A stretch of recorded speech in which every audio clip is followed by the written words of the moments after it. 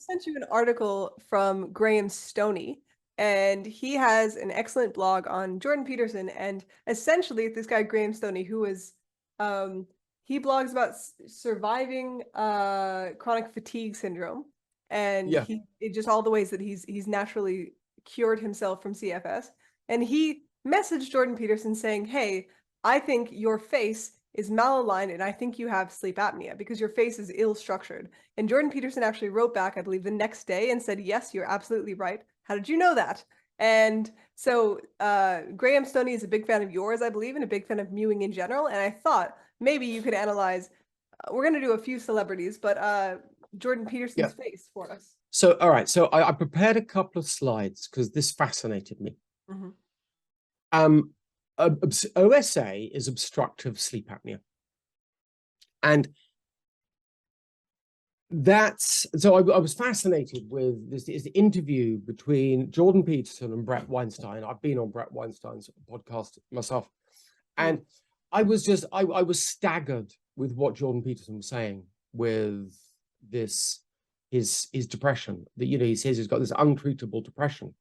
He says that, when he gets up in the morning, he can't stand. He has to go to the sauna for an hour and a half.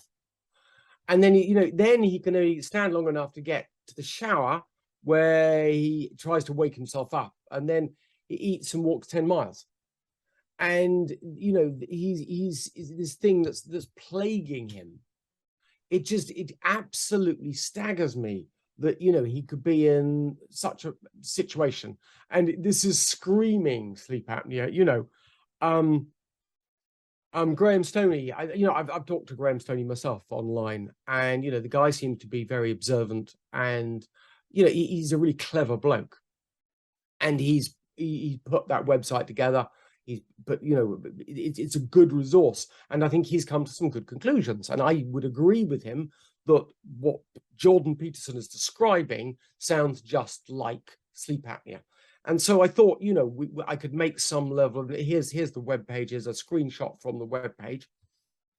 So I thought we did an analyzation of Jordan Peterson. Now, there's lots of different causes we recognize for sleep apnea, and I'm not interested in any of them except the structural cause. So I'll just talk about the structural issues here with Jordan Peterson. But Jordan Peterson has got, a slightly longer face.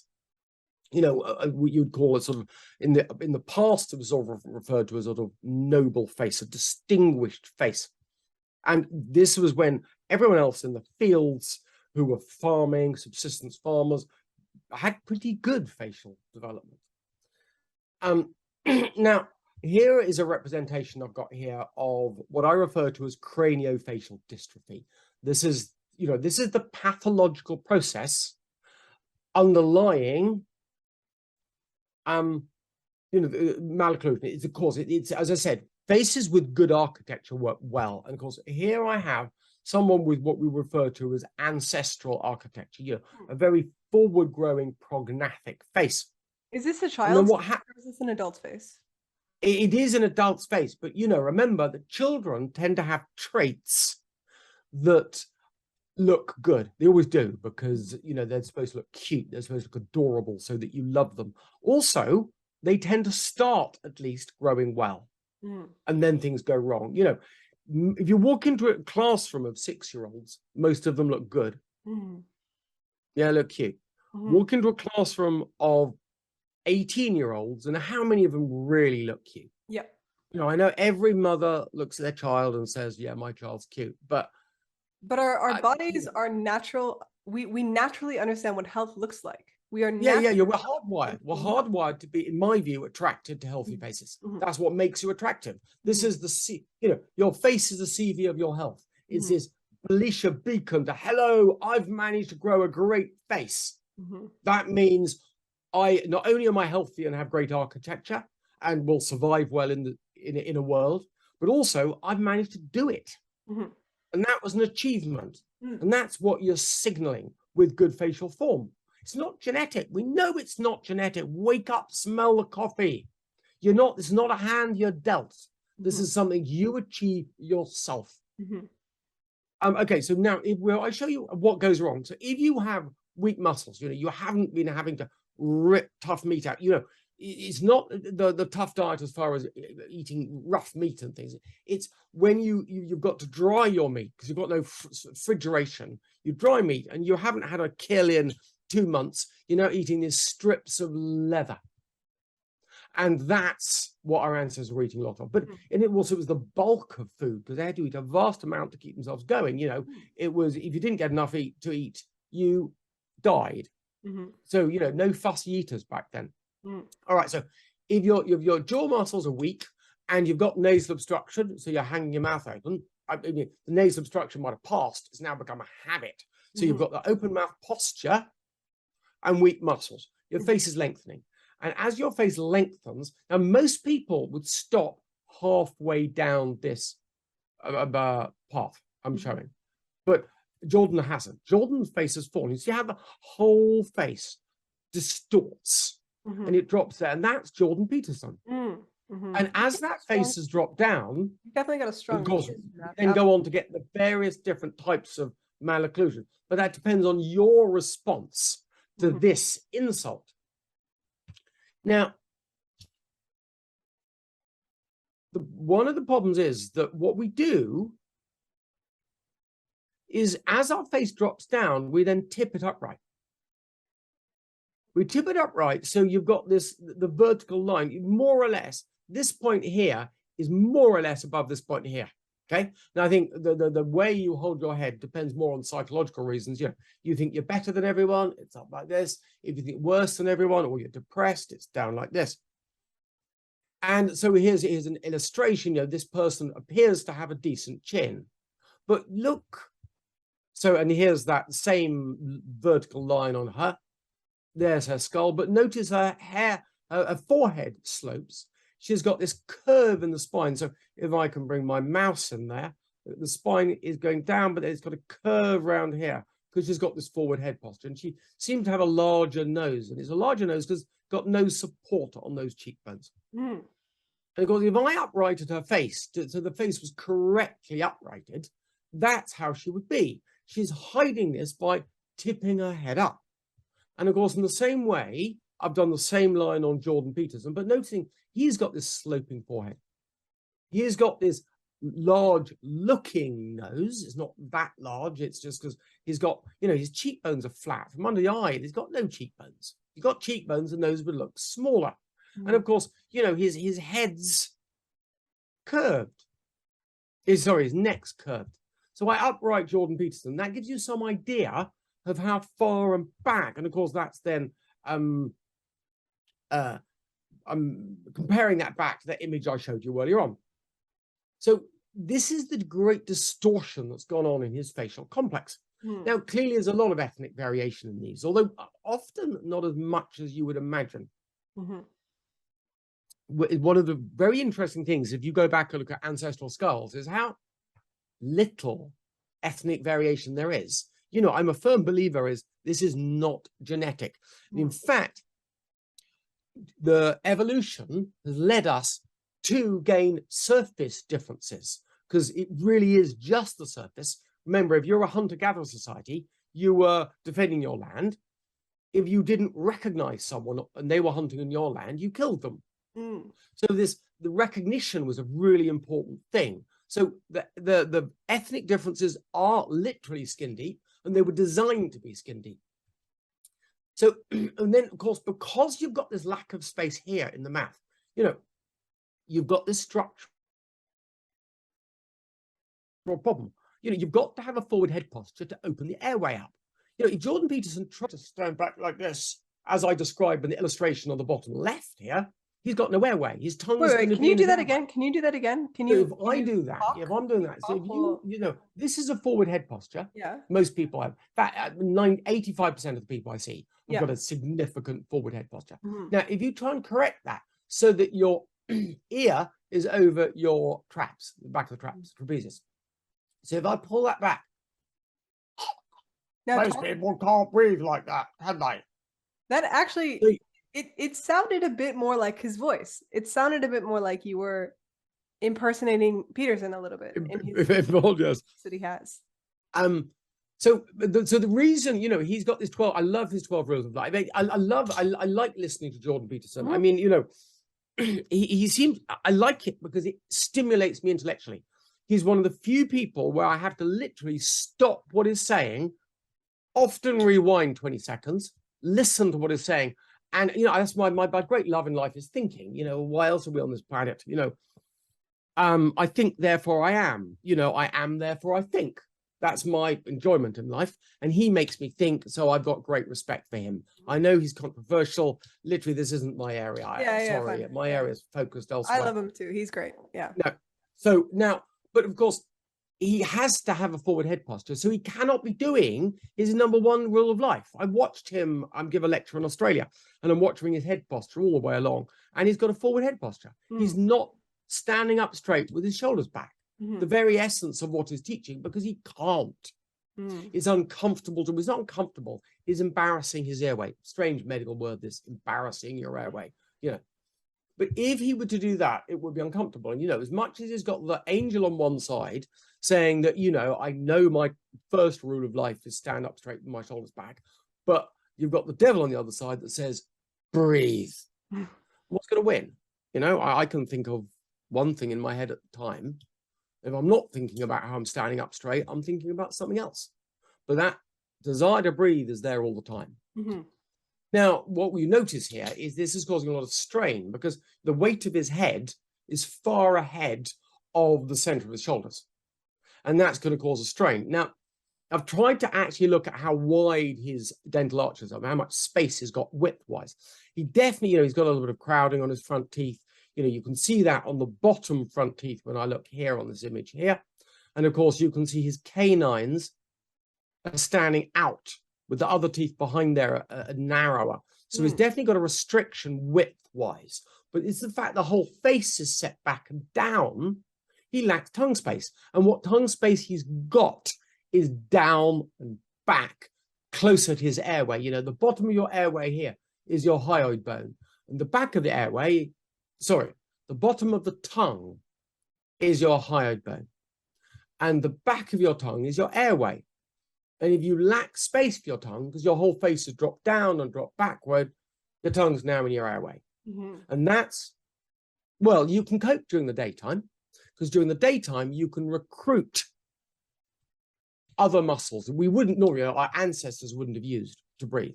But if you're asleep, you can't do that. You know, these voluntary muscles, they switch off at night. And I think that's, I could go on, I've got loads of different, once you start thinking on this route, theory upon theory upon theory then starts piling up. And of course, I came out with the answer, you know, the mewing, you know, coming, you know, exercising your tongue. Well, mewing in many ways is myofunctional therapy. I think that, you know, in my research, I have seen one person, and that was actually a myofunctional therapist herself, that managed to gain improvement in facial form. Whereas mewing, well, you just hunt the internet, there's thousands upon thousands of people, and I get letters of people who are older than, I think my rule of thumb is at 25, you're going to struggle to get, after 25, you'll struggle to gain significant improvements in the structure. But under 25, yeah, it's not difficult. So what can Jordan Peterson do to improve his facial structure? Well, okay. Still, even if you don't get changes in facial form, I use changes in facial form as a barometer. And that barometer tells me that mewing is far more effective than myofunctional therapy. That's why I mention it. Now, Jordan Peterson, he could do some myofunctional therapy, or you could just go and do mewing. It's free. It's online. Not even wait till the mewing app comes out. There'll be more specific information. But even in adults, myofunctional therapy can reduce the apnea-hypopnea index by 50%.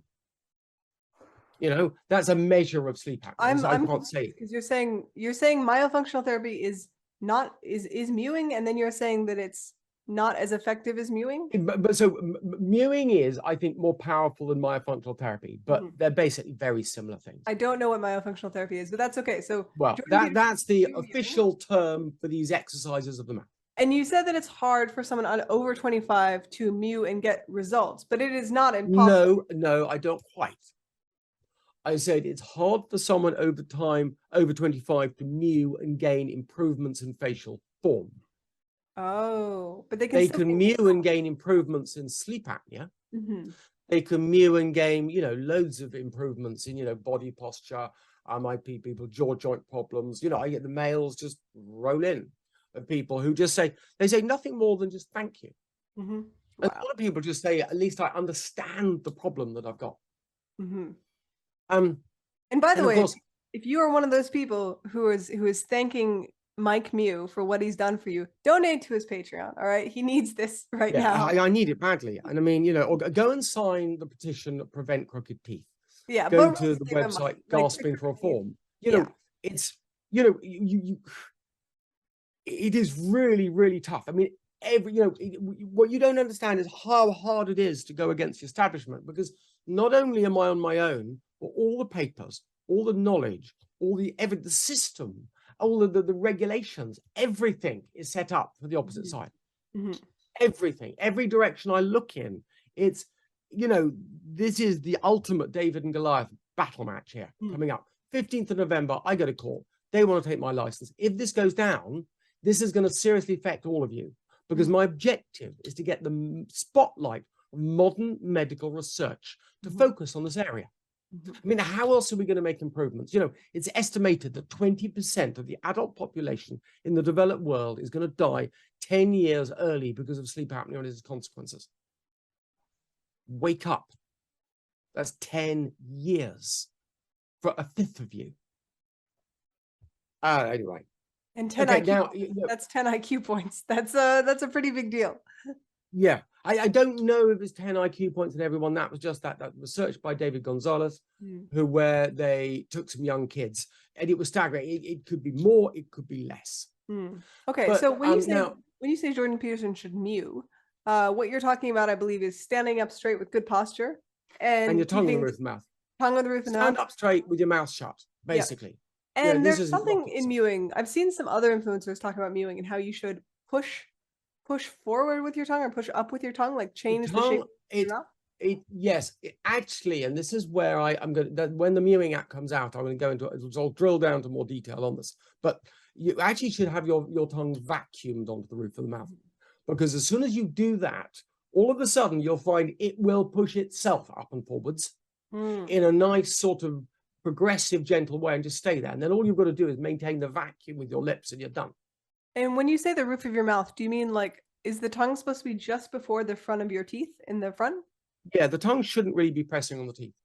Well, okay, I'll explain that in better detail. The feeling surface of the tongue should just be on the roof of your mouth. So you shouldn't be feeling the teeth. But a lot of people are going to have very narrow arches, and we'll go into that in time, what they can do as well. Now, mewing is, people are going to struggle, exactly that reason. Jordan Peterson is going to struggle to get his tongue in the roof of the mouth. And of course, he could consider to have surgery. So this was a surgery by Stanley Liu in Stanford. And he's literally just bought this person. So he's done what people who are mewing are trying to, and some of them are achieving, but he's done this surgically. And when I talked to Paul Koshiernik, the author of 6 Ways to Design a Face, I mean, he's got an unpronounceable surname. He does surgery on people, and he's telling me afterwards, people come up to him and go, well, they make comments, they say, someone said, I can run now. They said, I always thought that I just wasn't athletic. I thought, I always thought that I was, one of those people who got dealt that poor hand of cards, and I couldn't run. And, all my life I tried running and I couldn't. Now that you've brought my top jaw forwards, of course, you've brought the palate out of my, the palate forward, the soft palate forward. You've brought my tongue forward out the airway, and I can run. It's amazing. And I love running. And of course, this is the profound effect you're getting when you gain structural change on people. Now, this is going to be a big issue with Jordan Peterson, because if Jordan Peterson gets jaw surgery, he is going to have to stop talking for more than 10 minutes, which is going to be a problem for him, I think. That man loves... Well, if he's spending an hour or so in the sauna every morning, and this routine that seems to take half his morning, he's going to get more time back. Mm, mm. And I think that it's kind of, and I have real respect for the guy because he's a great intellect. He's saying some really interesting things, He and changed the I've got course of my life. I yeah, have eternal gratitude for Jordan Peterson. yeah. And of course he's just I don't really understand all of the angst against him, but sorry, what I fundamentally disagree with is trying to deplatform people Mm, because that's unscientific. mhm, And anyone who brings information and knowledge to the fore and is willing to debate that, I mhm, have respect for, mhm, infinite respect for. And of course, the guy intellectually challenges me, and I love that. That's my favorite thing on the planet is to mm. sit there and be intellectually challenged and stimulated. You know. And to Now, pay him what I back, needed to perhaps you do, can save his life. Perhaps you well, I would just love to. saved his Jordan life. Peterson, if you're watching this, or anyone who has engagement with Jordan Peterson, please um, put me in contact because uh, you could probably help me out, and I could probably help you out. Mm, What I need here is publicity for what I believe is probably one of the greatest scandals that's befallen medicine. mm, Anyway, what I also want to do shows the last slide I've got here. There's one more slide I'll show off this, but this is my idea of good facial development. mhm. Now, what I dislike about this is these people are all black because it looks racist, and it's not. It's just that these people were from the marginalized lands and areas that where they're still actually living a much more natural and good lifestyle. I made a point. I included Nelson Mandela down here on the bottom Mm. left because his face grew well, and is what really amazes me with Nelson Mandela, how he still had that nice youthful look late into his life. Mm. And but these are people who have faces, they could be any color, they just happen to be in a good environment. This is not genetics is skin deep. Mhm, mhm. These are people who have grown well because they were in a more natural lifestyle. And if I look at I don't know, but anyone who's watching this, I went and looked at your ancestors. Your ancestors will look more like these guys than you do Mhm, mhm, because they grew well. They mhm. had these great big dental arches. They always had all their teeth. My fingers fit on my hands. To suggest the wisdom teeth, the loss of wisdom teeth, is some evolutionary change. It's just Yeah. What a bizarre. You people fucking have rort. Don't no you idea of evolution. don't you think None. that if our ancestors were getting wisdom teeth and then and they were getting infected all the time, don't you think that would have died out evolutionarily? Don't you think that if Yeah, yeah, yeah. everyone was getting Well, an infection at the age of 20 and dying, don't you think people that might have changed the course of evolution a little bit? people create I think this was called projection, isn't it? Where you try and project your values and your beliefs onto anything you can to try and make it fit. I'm really not good with all the PC and the woke wordings and things. Sorry, I've got my area that I'm an expert in. That's the area I'm an expert. I'm trying to make the world a better place, and that's what I limit myself to. Mm.